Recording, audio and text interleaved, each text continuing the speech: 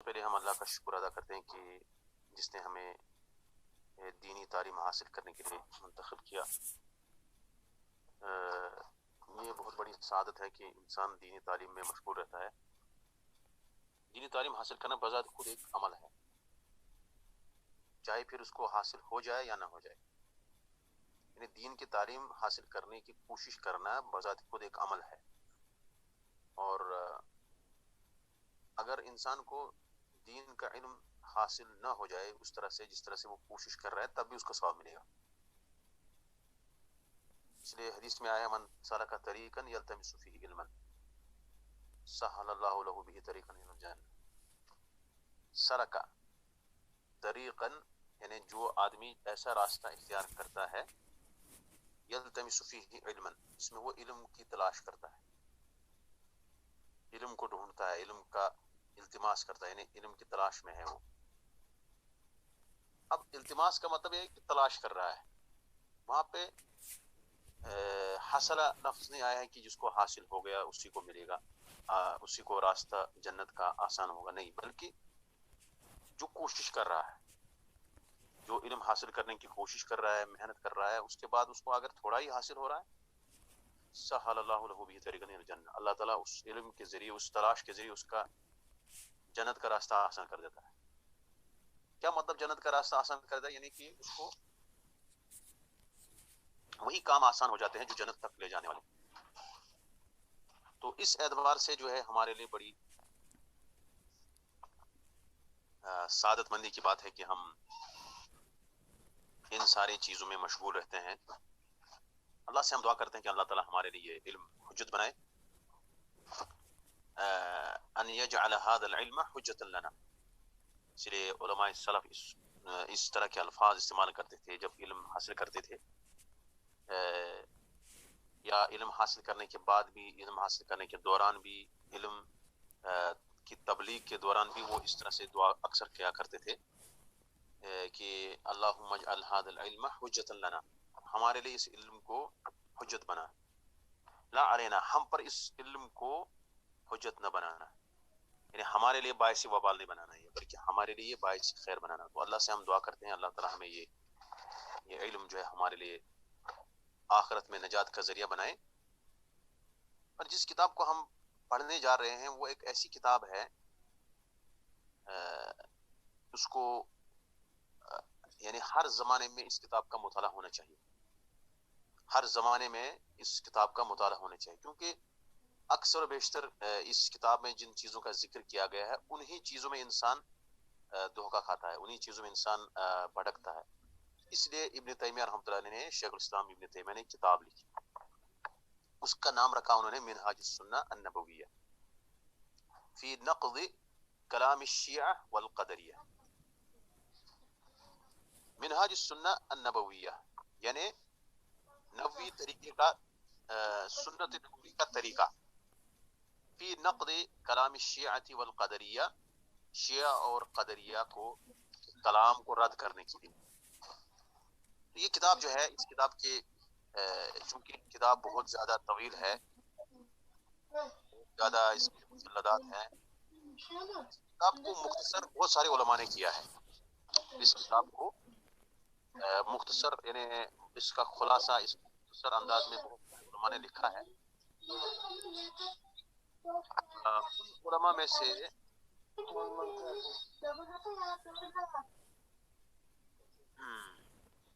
ان علماء میں سے جن علماء نے اس کتاب کو مختصر کیا ہے، ان میں سے سب سے پہلے امام ذہبی ہے، امام الذہبی ہے، جنہوں نے کتاب لکھی المنتہی من منہاج الاعتدال، انہوں نے مختصر اس کتاب کو کیا۔ اسی طرح سے اس کتاب کا اور خلاصہ کیا گیا، اس کو مختصر کیا گیا، جو ہمارے پاس یہ کتاب ابھی جو اس کو ہم پڑھ رہے ہیں، پڑھنے جا رہے ہیں، ملخص منہاج السنہ، یہ ہماری کتاب ہے جو آج ہم انشاءاللہ جس کی شروعات ہم آج کر رہے ہیں، ملخص منہاج السنہ النبویہ۔ یہ کتاب جو ہے کس کی ہے، اس کا ہمیں آگے ذکر کرنا ہے، شیخ حسن کی ہے۔ اس کے بعد تیسرے نمبر پر جو کتاب جس کا اختصار کیا گیا ہے وہ ہے، وہ بھی اسی زمانے کے ایک عالم ہے، انہوں نے اس کا اختصار کیا جن کا نام ہے عبداللہ الغنیمان، عبداللہ الغنیمان، اور انہوں نے اس کتاب کا نام رکھا مختصر منہاج السنہ۔ اور بھی لوگوں نے یہاں پہ ایک دکتور ہے، وہ بھی بڑے عالم ہیں، دکتور عبداللہ البراق، انہوں نے التقریب لمنہاج السنۃ النبویہ ایک کتاب لکھی، یعنی انہوں نے اس کا خلاصہ کیا ذکر منہاج السنہ نبویہ کا۔ المہم مقصود یہاں پر یہ ہے کہ کتاب کا اہتمام کیا، انہوں نے اس کتاب کو پڑھا، پڑھنے کے بعد انہوں نے اس کو خلاصہ بیان کیا۔ خلاصہ وہی ابھی جو میں کہہ رہا ہوں اس بات کو آپ دھیان دیں، کیونکہ ایک مقدمہ ہے اور مقدمہ بہت ضروری ہوتا ہے ہر کتاب کا۔ اس کتاب کا اصل نام کیا ہے؟ کتاب کا نام، ہمارے پاس جو کتاب ہے اس کا نام ہے ملخص منہاج السنہ النبویہ۔ کس کی کتاب ہے یہ؟ اس کا مؤلف کا نام جو ہے عبد الرحمن بن حسن بن شیخ الاسلام محمد بن عبد الوہاب۔ یعنی کتاب جو ہے، جو ہم کتاب، جس کتاب کو ہم پڑھنے جا رہے ہیں، اس کا نام ہے ملخص منہاج السنہ النبویہ۔ اب کتاب کے نام سے ہی پتہ چلتا ہے کہ کتاب کی اصل کیا ہے، لیکن یہاں پہ پہلے آپ مؤلف کا نام یاد رکھیے۔ مؤلف ہے عبد الرحمن بن حسن، کیا نام ہے؟ عبد الرحمن بن حسن۔ ہاں، یہ اسی مقدمے میں لکھا ہے۔ دیکھو جو ہمارے پاس پی ڈی ایف آپ نے بھیجا، اس کا میں نے مطالعہ کیا تھا، کل میں مطالعہ کر رہا تھا، تقریباً شروع صفحے سے لے کر 45 پیج تک اس میں یہی چیزیں ہیں جو میں ابھی ذکر کرنا چاہ رہا ہوں۔ یعنی اس میں مطلب یہی ہے جو میں آپ کو بتا رہا ہوں ابھی زبانی۔ پھر انشاءاللہ 45 پیج سے ہم سیدھا پہلا نمبر درس جو ہے کتاب کا اصل جو ہے شروع کریں گے، لیکن وہاں تک کیا چیز ضروری ہے وہ میں آپ کو بتانے جا رہا ہوں، ابھی بتا رہا ہوں۔ اہم چیز یہ ہے کہ آپ سب سے پہلے کتاب کا نام یاد رکھیں۔ کتاب کا نام ہے ملخص منہاج السنۃ النبویہ۔ اس کے مؤلف ہیں عبد الرحمن بن حسن بن محمد بن عبد الوہاب۔ یعنی محمد بن عبد الوہاب معروف شخصیت ہے، انہی کے پوتے ہیں۔ پوتے مطلب ہوتا ہے عربی میں اس کو کہتے ہیں سبط، جیسے سبط رسول اللہ صلی اللہ علیہ وسلم، حسن حسین جو ہے سبطہ رسول اللہ صلی اللہ علیہ وسلم، یہ نبی صلی اللہ علیہ وسلم کے پوتے ہیں۔ پوتا آپ جانتے ہیں۔ تو یہاں جو لکھنے والا ہے، اس کتاب کا ملخص کرنے والا ہے، وہ ہے شیخ عبد الرحمن بن حسن بن محمد بن عبد الوہاب۔ اتنا نام آپ یاد رکھیے۔ اس کے بعد یہ تو کتاب کا نام ہے اور اس کتاب کے مؤلف کا نام ہے۔ اب اس کے بعد جو اگلا پوائنٹ ہے وہ کیا ہے کہ اصل کتاب کیا ہے، اس کتاب کی اصل کیا ہے؟ کیونکہ ہمیں پتا ہے کتاب اصل جو ہے، کتاب ملخص ہے، مختصر ہے کسی کتاب کا۔ یہاں پر اصل کتاب ہم نے جو پہلے ہی کہا، اشارہ کیا، منہاج السنۃ النبویہ فی نقد نون قاف ضاد فی نقد کلام الشیعہ والقدریہ۔ نام سے پتہ چلتا ہے کہ کتاب کا مقصد، مضمون کیا ہونا چاہیے۔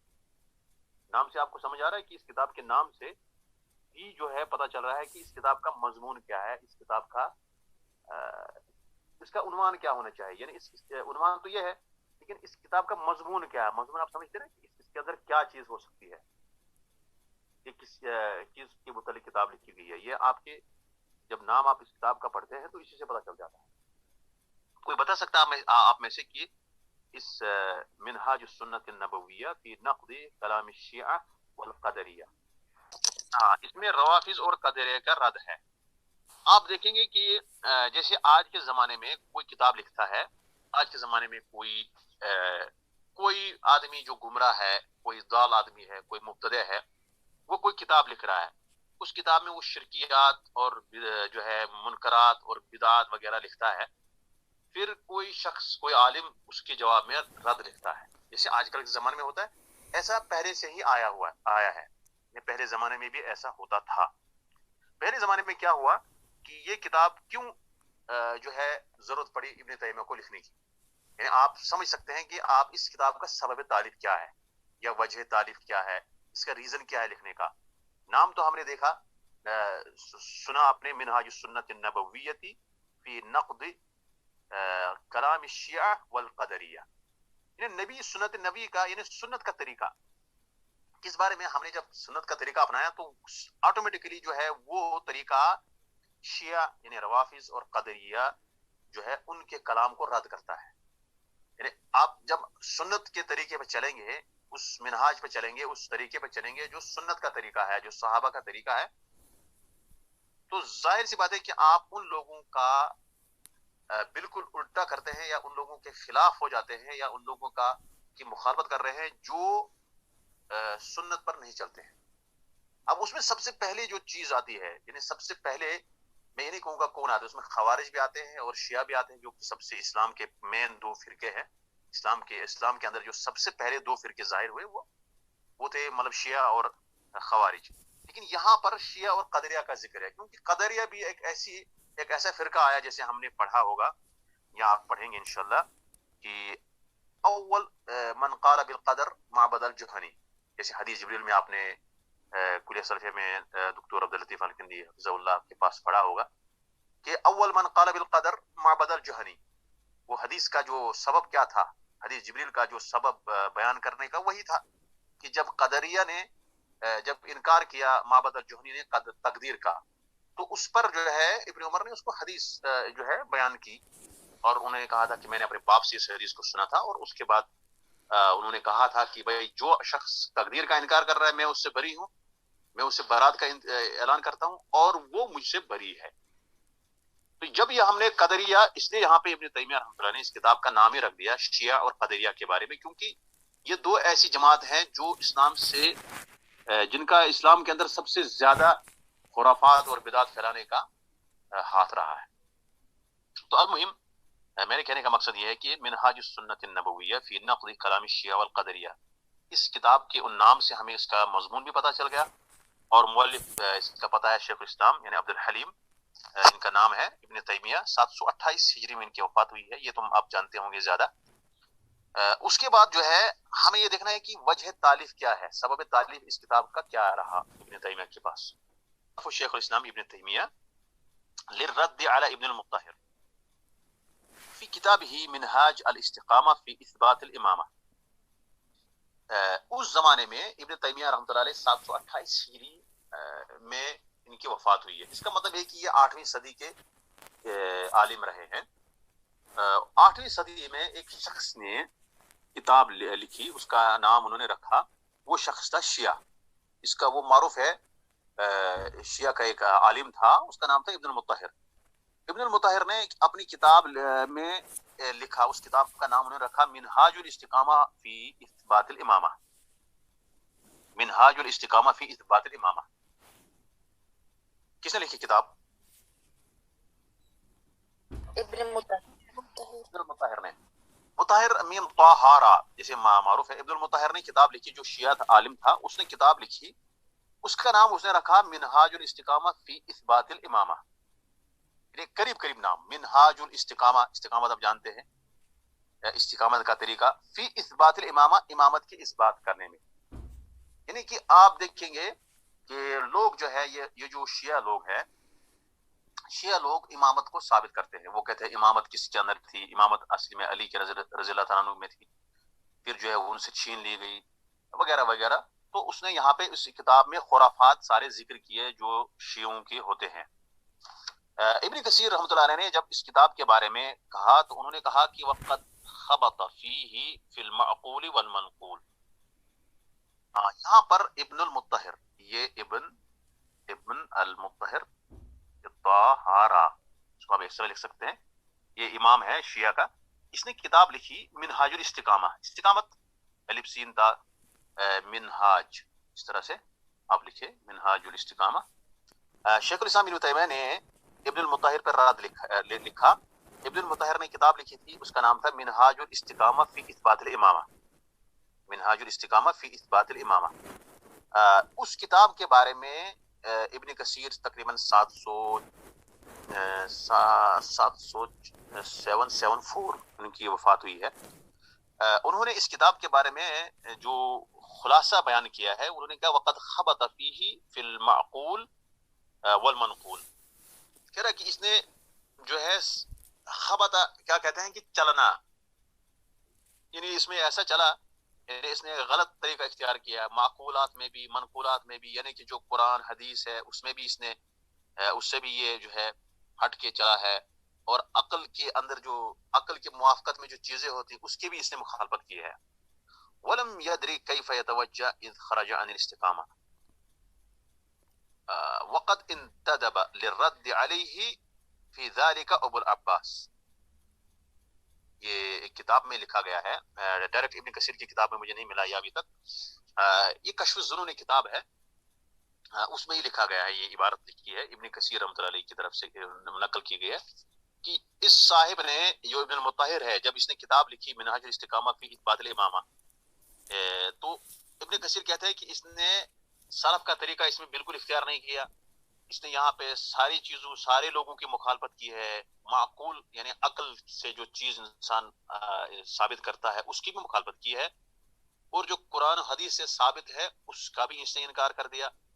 اور اس نے جو صحیح راستہ ہے، جو صحیح طریقہ ہے قرآن و حدیث سمجھنے کا، اسلام سمجھنے کا، اس سے بھی یہ ہٹ گیا ہے.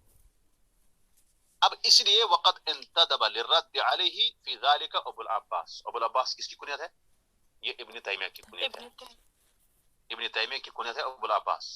ابو العباس عبد الحلیم شیخ الاسلام ابن تیمیہ، انہوں نے اس شخص کا جو ہے رد کیا، اس شخص کو رد کیا. اور وہ کتاب کون ہے؟ وہ ہے منہاج السنہ. منہاج السنہ انہوں نے اس کا نام رکھا. جب اس نے منہاج الاستقامہ رکھا فی اثبات الامامہ، تو ابن تیمیہ نے کتاب لکھی اس کے رد میں، منہاج السنۃ النبویہ فی نقد کلام الشیعہ والقدریہ. اب اس کے بعد جو جس شخص نے اس کتاب کا خلاصہ کیا، جس کی کتاب ہم پڑھنے جا رہے ہیں، میں نے پہلے ہی کہا کہ اس کا ملخص انہوں نے صرف نہیں کیا بلکہ اور لوگوں نے بھی کیا. اور میں جس کتاب ملخص کو جانتا تھا وہ عبداللہ الغنیمان، اسی کو میں جانتا تھا، اس کا مجھے ابھی پتہ نہیں تھا اس طرح. یہ شیخ عبد الرحمن بن حسن بن محمد بن عبد الوہاب جو ہم نے کہا اس کے ملخص کے جو مؤلف ہے، وہ خود کہہ رہے ہیں کہ وقد صنف ابن المطہر کتابا منتصرا لهذه الطائفہ. ابن مطہر نے کتاب لکھی جس میں انہوں نے اس جماعت کا مدد کیا ہے، اس جماعت کی مدد کی ہے، اس جماعت کی، شیعہ کی. وذکر کثیر من شرکہم وضلالتہم، کہہ رہا کہ ان کی شرکیات اور ان کی گمراہیوں کو اس نے بہت زیادہ ذکر اس کتاب میں کیا ہے. لیکن رد علیہ شیخ الاسلام ابن تیمیہ بکتاب سماہ منہاج السنہ. سماہ منہاج السنہ، یعنی شارٹ میں آپ نام کہہ سکتے ہیں کتاب کا منہاج السنہ. پورا نام ہے منہاج السنۃ النبویہ فی نقد کلام الشیعہ والقدریہ، لیکن مختصر نام ہے منہاج السنہ. تو منہاج السنہ جب آپ سنیں گے تو اس کا مطلب ہے کہ وہ یہ کتاب ہے، اور وہ کہہ رہے کہ فصار علما للموحدین. یہ اسی انہی تقریباً شروع سے لے کر 45 پیج تک یہ میں نے جو ہے اس کا خلاصہ ذکر کیا ہے آپ لوگوں کو، اسی میں سے میں نے کوٹ کیا. کہہ رہا کہ فصار علما للموحدین، جو موحد لوگ ہیں ان کے لیے یہ ایک نشانی بن گئی، ایک علم بن گیا، ایک جھنڈا بن گیا یہ کتاب. وحجتا علی الملحدین من طواف البدع الى آخری، اور یہ حجت ہے ان لوگوں پر جو بدعتیوں کی جماعت ہیں، جو بدعتیوں کے گروہ ہے اس وقت روئے زمین پر، ان کے لیے یہ حجت ہے، ان پر حجت ہے. ان کے لیے نہیں بلکہ ان پر یہ حجت ہے، ان پر یہ دلیل ہے. اور ہمارے پاس یعنی جو موحدین ہے ان کے لیے ایک علم ہے. علم ہوتا ہے نشانہ، ایک جھنڈا، یعنی ان کے لیے کتاب بہترین ایک تحفہ ہے، جس کے لیے وہ ہر زمانے میں کسی بھی مخالف گروہ کو جب وہ ہٹ جائے، وہ جب وہ اپنی بات منوانا چاہے لوگوں کے اندر، تو اس کا جواب وہ آپ اس کتاب کا مطالعہ کر کے آپ دے سکتے ہیں آرام سے. اس کتاب پر جو ہے بہت سارے لوگوں نے تعریف کی ہے اس کتاب کے اوپر، خاص کر ابن باز رحمۃ اللہ علیہ، علامہ ابن باز بڑے عالم تھے، انہوں نے بھی اس کتاب کا جو ہے اس کو کہا کہ یہ کتاب بہت اہم ہے. اور اس طرح سے سعودی عرب میں لجنہ دائمہ ہے للافتاء، انہوں نے بھی اس کتاب کو جو ہے سراہا ہے، اس کی تعریف کی ہے کہ یہ کتاب بہت اہم ہے. اب دیکھیں جب جہاں تک خلاصے کی بات ہے، جہاں تک خلاصہ جو ہے ملخص کی بات ہے، ملخص میں کیا ہوتا ہے، جیسے میں نے ایک کتاب کا ملخص کیا تھا، شیخ الاسلام ابن تیمیہ کی کتاب کا میں نے خلاصہ کیا تھا، تلخیص، اس کا نام میں نے رکھا تلخیص فی قاعدہ جلیلہ فی التوسل والوسیلہ. تقریباً وہ کتاب جو چھپی ہے اس کے اندر تقریباً 250 پیج ہے. جو کتاب چھپی تھی میں نے اس کو 330 صفحات میں نے اس کا ملخص کیا ہے. مجھے وہاں لگا کہ ملخص کرنے والے کے اندر یہ ایک الگ فن ہے، ہر کوئی ملخص جو ہے نہیں کر سکتا ہے، کیونکہ اس میں اس کو یہ پتا کرنا ضروری ہے، اس کو پتا ہونا چاہیے بہت ساری چیزوں کے بارے میں، بہت ساری چیزوں کے بارے میں پتا ہونا ضروری ہے، کس چیز کو چھوڑنا ہے، کس چیز کو کٹ کرنا ہے، کس کو رکھنا ہے، کس کو، ترتیب دینا ہے، یہ اس چیز کا نام ہے ملخص. ملخص کا مطلب ہوتا ہے کہ آپ سمرائز کرتے ہیں کسی چیز کو. آپ 3-4 صفحے کو آپ 3-4 سطر میں 5 سطر میں آپ بیان کرتے ہیں، اور اس میں آپ کو وہ ساری چیز آنی چاہیے جو مطلوب ہے. جیسے کہ مثال کے طور پر کوئی جنگ احد کا مطلب بیان اس کے بارے میں ذکر کرتا ہے، جنگ احد کے بارے میں. اب جنگ احد کے بارے میں بہت ساری کتابیں لکھی گئی ہے، اس میں کتابیں بھی لکھی گئی ہے. میرے پاس ایک کتاب تھی 100 شاید 200 پیج کی کتاب تھی. اب جنگ احد آپ جو ہے امتحان میں اگر آپ سے کہا جاتا ہے کہ احد پر جنگ احد کے بارے میں آپ مختصر نوٹ لکھیے، تو آپ لکھتے ہیں ایگزام میں 1-2 پیج پر یا 3 پیج پر.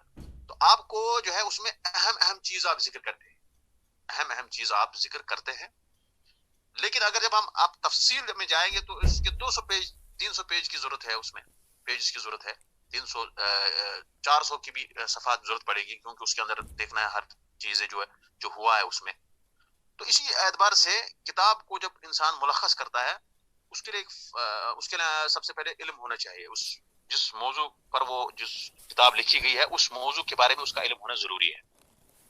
اب اگر کوئی خالی کسی کتاب کو پڑھ رہا ہے اور پڑھنے کے بعد خلاصہ بیان کر رہا ہے، وہ کافی نہیں ہے، وہ کافی نہیں ہے، بلکہ اس کو کافی اصطلاحات وغیرہ جو اس فن کے اندر ہیں وہ انہیں پتہ ہونا چاہیے. تو اس بارے میں جو ہے میں نہیں کہہ سکتا ہوں کہ یہ جو کتاب ہم پڑھ رہے ہیں یہی سب سے زیادہ افضل ہے، یہ میں تو کہہ نہیں سکتا، کیونکہ اس کے لیے مجھے کمپیئر کرنا پڑے گا. ہمارے پاس جو کتاب ہے شیخ عبداللہ الغنیمان کی، وہ بھی مختصر منہاج السنہ میرے پاس ہے، اس سے زیادہ صفحات میں ہے. لیکن جن لوگوں نے اس کتاب کو منتخب کیا انہوں نے پڑھا ہوگا، انہوں نے اس کو دیکھا ہوگا کہ اس کے اندر کچھ ایسی چیزیں ہیں جو اس کتاب کو پڑھنا چاہیے، اس کو اپنے پاس جو ہے رکھنا چاہیے. تو اس اعتبار سے جو ہے ہم ان پر جو ہے حسن ظن رکھتے ہیں، اور ہم ان کو جن لوگوں نے اس کا انتخاب کیا ہے ہمیں ان پر جو ہے اعتماد ہے، ہم وہ قابل بھروسہ آدمی ہیں، ہمیں ان پر کوئی شک نہیں ہے. لیکن میں ذاتی طور پر میرا کوئی کمپیئر اس کتاب کے ساتھ کسی اور کتاب کے ساتھ نہیں ہے، میرے کہنے کا صرف یہ مقصد ہے. لیکن انشاءاللہ یہ کتاب جو ہے اس کے اندر انہوں نے کوشش کی ہوگی. ابھی تک میں کوئی چیز نہیں پڑھا کہ جس کے بارے میں جنہوں نے اس کتاب کی تعریف کی ہے، کیونکہ میں پورا جو ہے سارا نہیں پڑھ پایا، اور یہ خود جو لکھے نہیں ہیں بہرحال، تو کہیں دوسری جگہ سے مجھے جانا پڑے گا کہ اس کتاب کے ملخص کے بارے میں کیا ذکر ہے، کیونکہ یہ وہی بتا سکتا ہے کہ جنہوں نے دونوں کو پڑھا ہے. سب سے پہلے آپ کو منہاج السنہ پڑھنا ہے، اس کے بعد منہاج السنہ کے بعد آپ کو ملخص پڑھنا ہے. تو اس میں آپ کمپیئر کرنے کی ایک صورت حال یہ ہے. لیکن جنہوں نے اس کتاب کو اختیار کیا ہے، ظاہر سی بات ہے بہت سارے لوگوں نے کتاب کو پڑھا ہوگا، اور تبھی جو ہے انہوں نے اس کی تعریف کی ہوگی، تبھی انہوں نے اس کو انتخاب کیا ہے. المہم اس تفصیل میں زیادہ جانا نہیں چاہتا ہوں. ملخص میں تب بھی کہیں نہ کہیں کوتاہیاں رہتی ہے. اس کا یہ بالکل ہرگز مطلب نہیں ہے کہ آپ اصل کتاب کو نہیں پڑھیں گے. اگر کوئی شخص ملخص پڑھتا ہے وہ زیادہ اچھا ہے، اگر کسی شخص کے پاس وقت ہے تو اس کو اصل کتاب پڑھنا زیادہ بہتر ہے اس کے لیے، یہ کہنا مقصود ہے. اس کے بعد جو اگلا نقطہ میں ذکر کرنا چاہوں گا یہاں پر وہ یہ ہے کہ اس کتاب کے اندر منہاج السنہ پر علماء نے بہت ساری محنت کی ہے، اس کو پڑھا ہے. میں نے آپ کو کہا ہے کہ ہمارے پاس جو کتاب مطبوع ہے جو چھپی ہوئی ہے، ذہبی کی کتاب ہے المنتہا، اسی طرح سے مختصر منہاج السنہ عبداللہ الغنیمان کی ہے، التقریب ہے دکتور عبداللہ البراق کی. دیکھو اس کا مطلب ہے کہ جو بڑے بڑے علماء ہوتے ہیں ایسے نہیں بنتے ہیں، بلکہ وہ بڑی بڑی طویل کتابیں پڑھتے ہیں. وہ شیخ عبداللہ البراق یا عبداللہ الغنیمان یا شیخ عبد الرحمن بن حسن، ہماری جو کتاب جو انہوں نے لکھی ہے، تو یہ وفات ہو چکے ہیں. عبد الرحمن بن حسن شاید ان کی وفات مجھے یاد نہیں آ رہی ہے. المہم ان لوگوں نے ان کتاب کو پڑھا ہے، اور میں کتاب جو ہے میں منہاج السنہ کتاب سے حوالہ لیا ہوں، اس کو میں پڑھا ہوں، انہیں کہیں مطلب 2-4 صفحے کسی مجلدات میں پڑھا ہوں میں اس کو. کتاب بہت اہم ہے، لیکن اس کو کافی جو ہے وقت لگے گا سمجھنے میں، اس لیے ملخص کی ضرورت پڑ رہی ہے. اس اعتبار سے آپ کے پاس اگر وقت نہیں ہے، آپ کے پاس اتنی علمی طاقت نہیں ہے، اور نہ آپ کے پاس وقت ہے، میں نہیں کہوں گا کہ آپ طالبات یا جو ہے نہیں پڑھ سکتے، آپ پڑھ سکتے ہیں، لیکن اس کے لیے وقت چاہیے، اس کے لیے کافی محنت کرنی پڑتی ہے. تو اس کے لیے آپ کو ملخص جو ہے بہت اہم ہوتا ہے. تو یہاں سے یہ خلاصہ کلام یہ تھا. یہاں 45 پیج تک یہی چیزیں اس میں ذکر کی گئی ہیں، کوئی خاص اس کے اندر اس کے علاوہ زیادہ نہیں ہے. منہاج السنہ النبویہ فی نقد کلام الشیعہ والقدریہ، یہ کتاب ابن تیمیہ نے لکھی ہے. یہ اصل کتاب ہے، اس کو ابن تیمیہ شیخ الاسلام ابن تیمیہ نے لکھی ہے، یہ لکھا ہے. اور جو ملخص ہے، ملخص اس کا وہ کتاب عبد الرحمن بن حسن نے لکھی. میں آپ کو یہ بتاؤں گا کہ یہ کتاب شیخ کی وفات ہوئی ہے 1285 ہجری میں. 1285 ہجری میں. آج کتنا ہے؟ 1443. یہ 1285 میں ان کی وفات ہوئی. انہوں نے یہ کتاب کو لکھا تھا، ہاتھ سے لکھا تھا، پھر رکھا تھا ایک لائبریری میں. علماء کرام کا طریقہ ہے کہ کتاب لکھتے تھے، اور اب چونکہ چھپوانے کے لیے اس کے لیے تھوڑی سی مطلب مال کی ضرورت پڑتی ہے، تھوڑا سا اور بھی چیزیں چاہیے. آپ کون ہیں؟ ہمیں پتہ بھی نہیں ہے آپ کون ہیں. آپ کتاب لکھ رہے ہیں، آپ کا تعارف بھی تھوڑا سا ہونا چاہیے لوگوں کے اندر. اب آپ نے کتاب لکھ دی، آپ کو کوئی جانتا نہیں ہے، آپ نے کتاب لکھی. جیسے آپ نے کہا نام کیا ہے؟ عروفہ. اب عروفہ نے کتاب لکھی.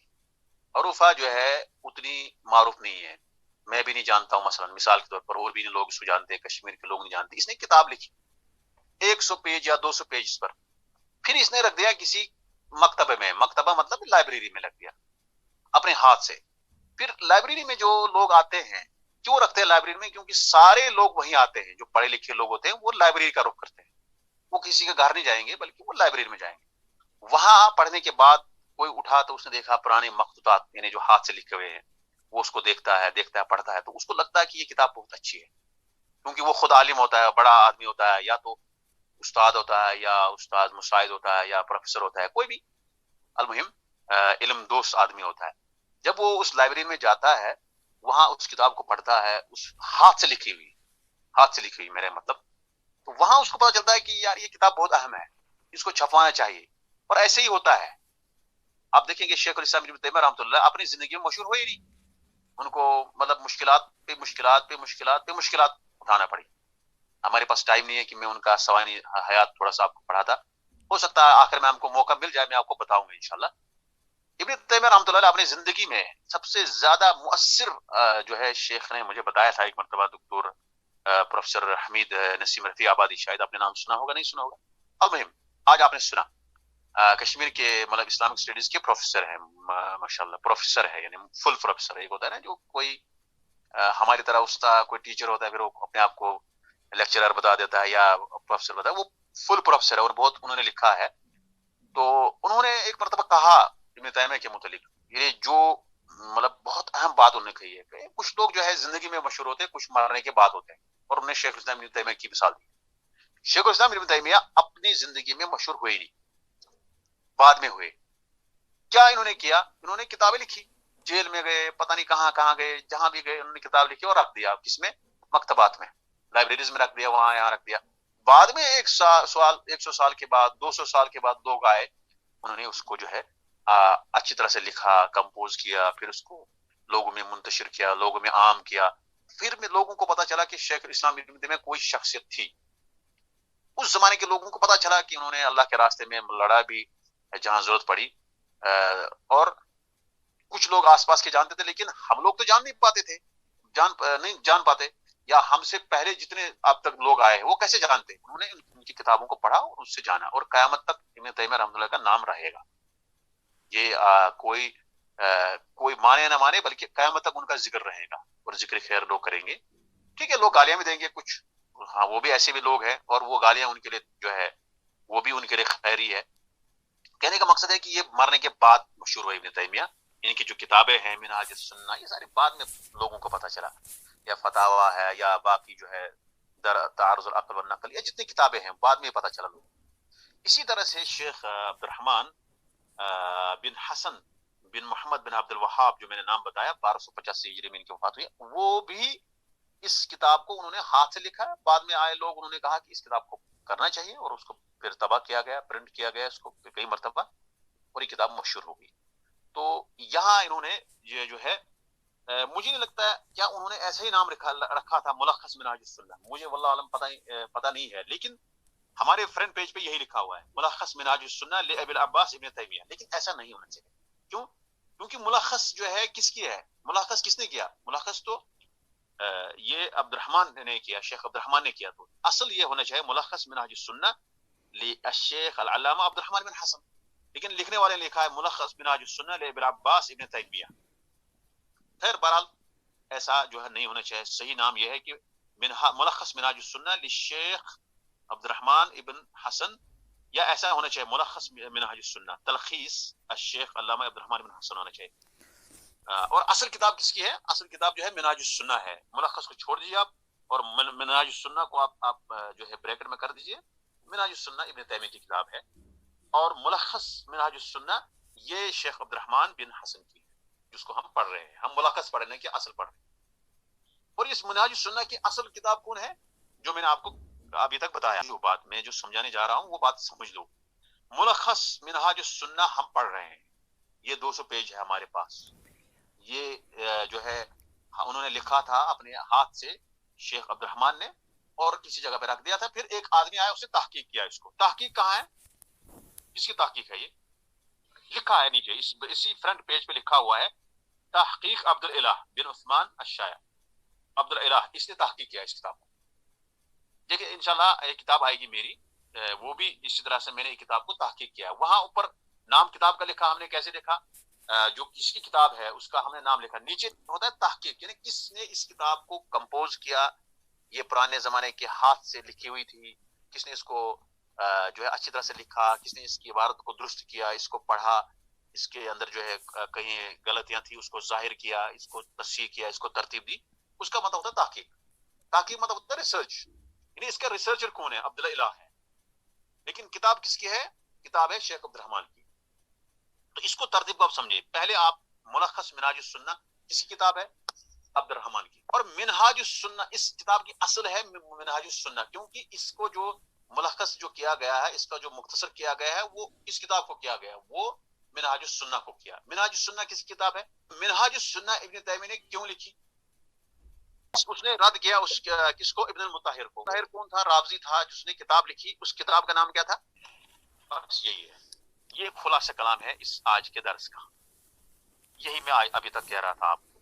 اس کے بعد جو میں نے بتایا وہ علماء کا ایک طریقہ رہا ہے کہ اس کتاب کے بارے میں کیا آپ کا خیال ہے، جو ابن المطہر نے کتاب لکھی اس کے بارے میں کیا خیال ہے؟ اس کے بارے میں ہمارا خیال ہے کہ اس نے اس کو خرافات سے بھرا ہوا تھا، شرکیات سے بھرا ہوا تھا، اور اس میں اس نے امامت کو ثابت کرنا چاہا اور باقی خرافات اس میں ذکر کیے، لیکن مرکز جو تھا، یعنی مین جو اس کا فوکس کس پر تھا؟ امامت کو ثابت کرنے پر، اپنی رافضیت کے اس مسلک کو ظاہر کرنے پر۔ تو ابن تیمیہ نے اس پر رد کیا، ابن تیمیہ نے اس پر رد کیا، اور رد کرنے کے بعد ہمارے پاس جو کتاب آئی وہ آئی منہاج السنہ۔ اور اس منہاج السنہ کو مختصر کس نے کیا؟ بہت سارے علماء نے کیا، ان میں سے ایک عالم ہے عبد الرحمن بن حسن بن محمد بن عبد الوہاب، انہوں نے اس کو نام رکھا ملخص منہاج السنہ۔ یہاں تک جو ہے اس کا ذکر ہوا ہے۔ دیکھو یہ مقدمہ جو ہے یہ یاد رکھنا ضروری ہے۔ مقدمے میں آپ کو کیا رکھنا یاد ہے؟ مقدمے میں آپ میں کچھ کتابیں آپ کو یاد رکھنا ہے۔ دیکھو میرے جو لکھا ہے ہاتھ سے، میں ہو سکتا ہے اس کو میں آپ کو سینڈ کر دوں انشاءاللہ، میں نے ایک ورقہ بنایا ہوا ہے چھوٹا سا، میں اس کو سینڈ کرتا ہوں، امید کرتا ہوں کہ آپ کو یہ جو لکھا ہوا ہے یہ سمجھ آ جائے گا انشاءاللہ، اور یہی خلاصہ ہے۔ خلاصہ یہاں پر ہو چکا ہے۔ کچھ باتیں ہیں، میں نے آپ کو کہا ابن تیمیہ رحمۃ اللہ علیہ کا ہمیں اس کا جو ہے تھوڑا سا پڑھنا تھا، اور شیخ ان کا نام عبد الرحمن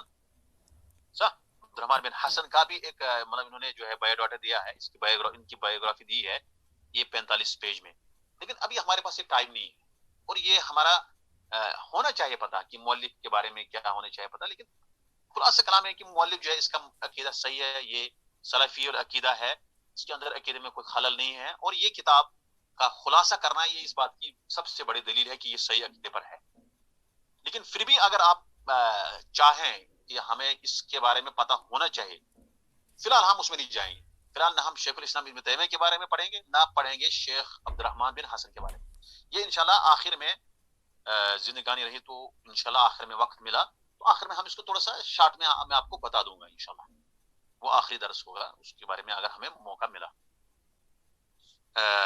آگے ہم درس جو ہے ابھی جس درس کو ہم پڑھنے جا رہے ہیں وہ ہے